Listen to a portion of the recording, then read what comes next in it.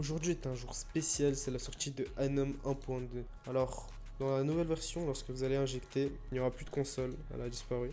Simplement, le menu va s'afficher. Dans ce nouveau menu, on garde le X-Ray, le Chest ESP, mêmes options. On rajoute cependant le render distance qui permet de limiter la render distance d'affichage. Par exemple, là, on voit quand même assez loin. Si on veut limiter à 70 blocs autour de nous, c'est chose faite. On voit que 70 blocs autour de nous. On a rajouté le trahisseur. Voilà, c'est la même chose. Comme son nom l'indique, ça fait des traits. Ce sera plus utile pour quand vous chercherez des bases. Donc le chest ESP bien sûr.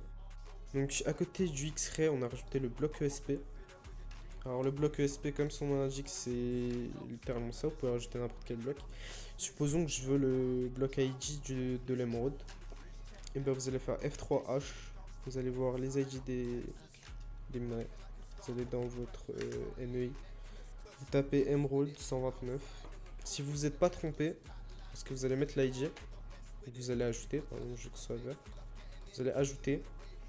Normalement, il y aura le nom du bloc qui va s'afficher. Simplement que ça. Vous pouvez render n'importe quel bloc dans le nether, le quartz, les minerais. Et donc, supposons que je veux garder par exemple en mémoire l'émeraude et le palladium. Donc, on va mettre sur le orange. Il dit du palladium or. Donc supposons que je veux les deux, voilà. Et je veux que cette config, on la sauvegarde.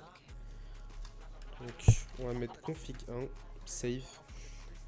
Et voilà, on a notre config qu'on peut load à chaque injection. Et vous avez un config manager, vous pouvez supprimer la config d'ailleurs. Elle n'existe plus d'ailleurs, elle n'existe plus. Tout simplement que ça, c'est fini.